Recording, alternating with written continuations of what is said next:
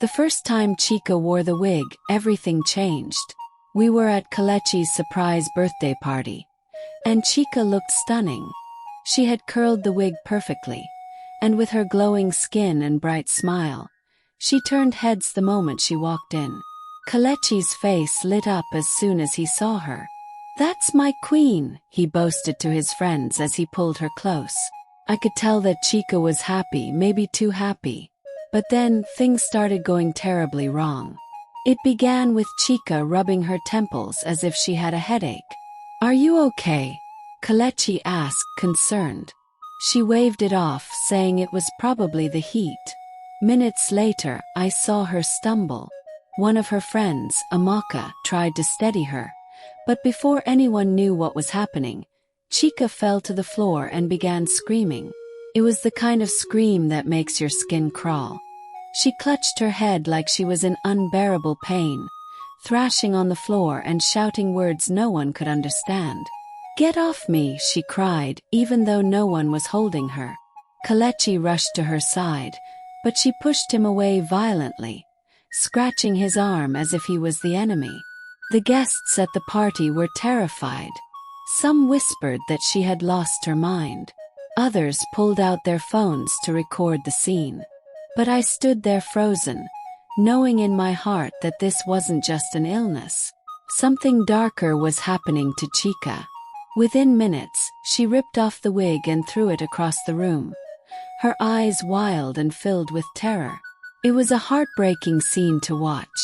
This was my friend, someone I knew since childhood, acting like a stranger possessed by madness. The ambulance arrived, but no one could explain what had happened to Chika, not even the doctors. And it all started with that wig.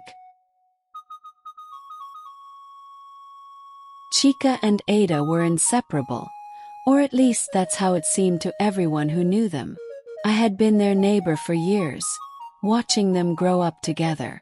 They were like sisters, always doing everything together, whether it was attending the same events, sharing clothes, or gossiping about boys.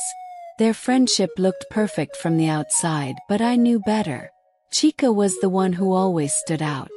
She was beautiful and confident, with a smile that could light up any room. People loved her because she was warm and generous. Meanwhile, Ada, though also pretty, seemed to live in Chika's shadow. She was quieter, less confident, and carried the burden of comparison. Whenever Chika achieved something new, whether it was her career or relationship with Kelechi, you could see the flicker of envy in Ada's eyes. To most people, Ada was the perfect friend, always supportive and available. But I noticed the little things. The forced smile when Chika talked about Kelechi, the way Ada's eyes lingered too long whenever Chika received compliments. These were signs of jealousy, but I never imagined it could turn into something so dangerous. Chika, on the other hand, trusted Ada with everything. "Ada is like a sister to me," she would say with pride. I often warned her to be careful, but Chika always laughed it off. "Ada is not like that," she'd say. "She loves me." What Chika didn't realize was that love can turn into bitterness when envy is left unchecked. And that bitterness was growing inside Ada every day. Ada's jealousy reached its peak when Kelechi began talking about marriage. Chika would often call Ada, excited about the new plans Kelechi was making. "He says he wants to propose by the end of the year," Chika had told Ada one evening over the phone. "Imagine me as Mrs. Kelechi Namdi." While Chika giggled with excitement, Ada's hand clenched around the phone. She forced a laugh, but inside she was boiling. Each mention of Kelechi was a reminder of what she lacked: a loving relationship, someone to call her own. Ada had tried dating, but none of her relationships lasted. And here was Chika, living a perfect love story, with a man who adored her. At first, Ada tried to ignore the envy. She told herself that she should be happy for her friend. But the more she tried, the deeper the bitterness grew. It began to consume her thoughts. Why her, she often wondered late at night. Why does Chika get everything while I have nothing? The day Ada overheard Kelechi talking to a friend about the ring he had bought for Chika, something inside her snapped. She couldn't bear the thought of her best friend walking down the aisle while she remained single and unnoticed. That night, as she lay awake in bed, a dangerous thought crept into her mind. If I can't have happiness, neither will she. And that was when she decided to visit Mama Ibeji, the old woman rumored to have powerful charms. It took Ada 3 days to gather the courage to visit Mama Ibeji. The old woman lived at the edge of town, in a small, crumbling house surrounded by thick bushes. People whispered that she had helped many women solve their problems, though not always in ways that were right. Ada knocked on the wooden door, her heart pounding in her chest. The door creaked open, and Mama Ibeji's wrinkled face appeared in the dim light. "What do you want, my child?" she asked in a voice that sent chills down Ada's spine. Ada hesitated for a moment, then stepped inside. "I need your help," she whispered. "I want my friend to go mad." Mama Ibeji's eyes gleamed with interest. She listened as Ada poured out her jealousy and frustration. "She has everything: beauty, love, happiness. And I have nothing," Ada said bitterly. The old woman nodded slowly. "There is a way," she said. "But it is not without consequences." Mama Ibeji handed Ada a small vial of black powder. "Sprinkle this inside something she will wear on her head," the old woman instructed. "Once she wears it, her mind will twist. She will not be herself anymore." Ada took the vial with trembling hands. The old woman's warning echoed in her mind, but her envy was too strong. "What do I care about consequences?" she thought. "As long as she suffers." 2 days later, Ada called Chika, pretending to need the wig for a wedding. Chika, trusting as always, handed it over without a second thought. Ada wasted no time. She sprinkled the black powder into the wig, muttering the incantation under her breath. "She won't have Kelechi," Ada whispered to herself. "Not after this." Ada returned the wig to Chika 2 days before Kelechi's birthday party. "Thanks, dear," Ada said with a smile that hid her wicked intentions. "You always come through for me." Chika beamed. "No problem, Ada. I hope it looked good on you." Ada nodded, biting her lip to keep from laughing. If only Chika knew what she had just taken back. The powder was already in place, ready to twist her mind. As the day of the party drew closer, Ada felt no guilt, only satisfaction. She convinced herself that what she was doing was justified. After all, wasn't she always the one in the background, cheering Chika on while her own life remained empty? Now it was Chika's turn to suffer. At the party, Chika looked beautiful, just as Ada knew she would. She wore the wig proudly, curling the ends so perfectly that it looked brand new. Ada kept a close eye on her friend throughout the evening, waiting for the moment when the charm would take hold. As guests laughed, danced, and took pictures, Ada's excitement grew. She had imagined every detail: how Chika would embarrass herself in front of Kelechi's family, how everyone would whisper about her madness, and how Kelechi would abandon her, humiliated. It would be poetic justice. But when Chika collapsed and began screaming uncontrollably, Ada felt something she hadn't anticipated: fear. The reality of what she had done hit her harder than she expected. The scene was far more horrifying than she had imagined. Chika wasn't just having an emotional breakdown. She looked possessed, thrashing and shouting things no one could understand. Ada's heart raced as guilt began creeping into her mind. What if it goes too far? What if Chika never recovers? After the incident, Kelechi rushed Chika to the hospital, where the doctors were baffled. They ran tests but found nothing wrong. "Maybe it's stress," one of the doctors suggested.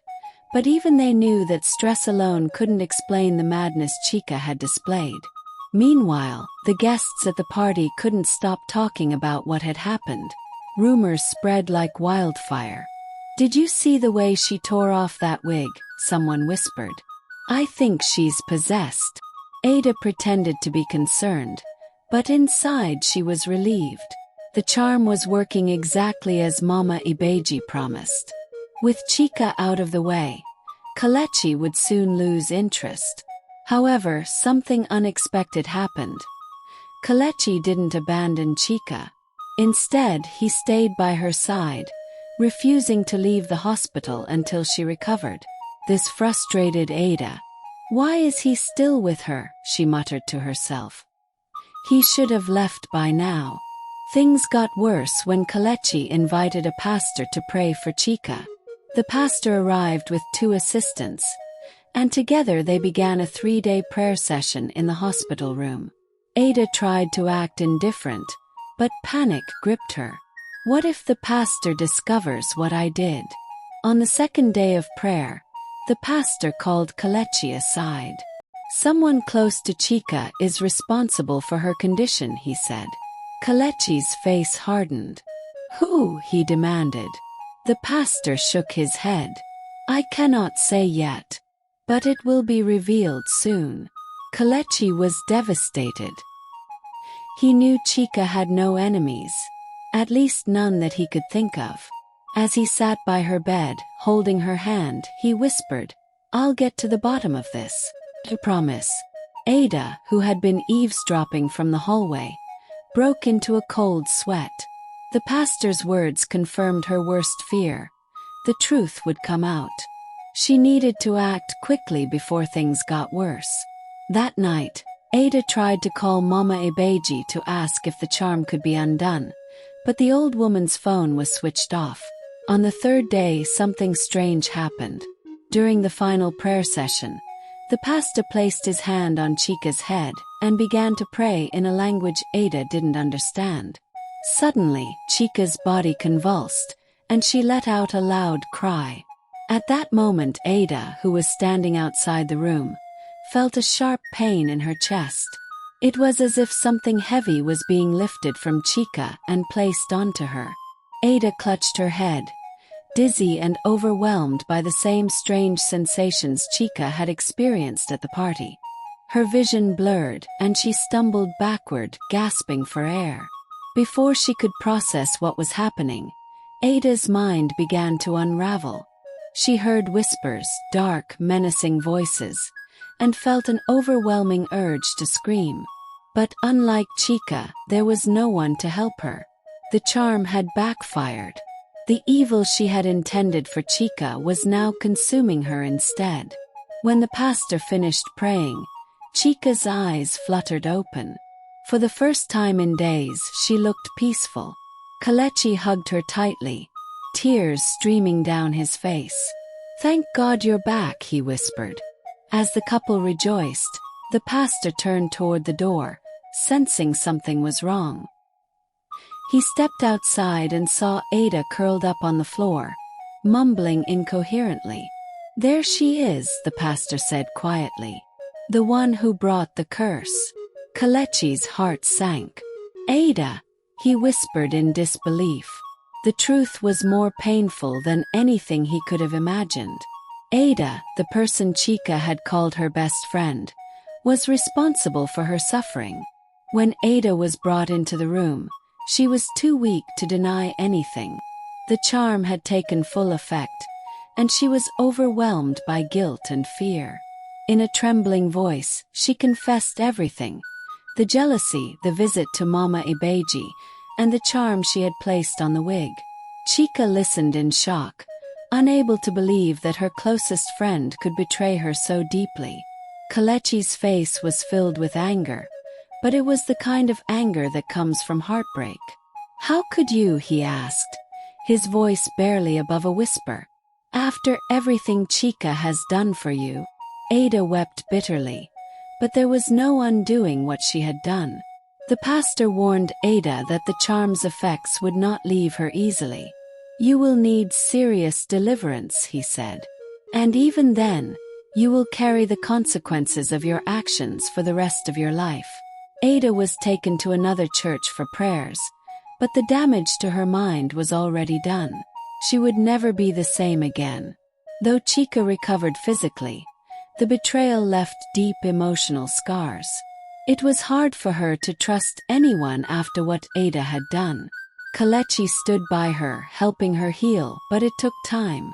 "I don't understand why she did it," Chika would often say. "Jealousy," Kelechi replied. "It's a dangerous thing." With time, Chika found peace again. She forgave Ada, not because she wanted to be friends again, but because she needed to free herself from the pain. Jealousy is a dangerous emotion that can destroy both the one who envies and the one they envy. True friendship should be built on love and support, not competition. And when we let bitterness take root, it can lead us to do things we never imagined. Things that could ruin lives, including our own. In the end, Ada paid the price for her envy. And Chika learned the importance of surrounding herself with people who genuinely wish her well.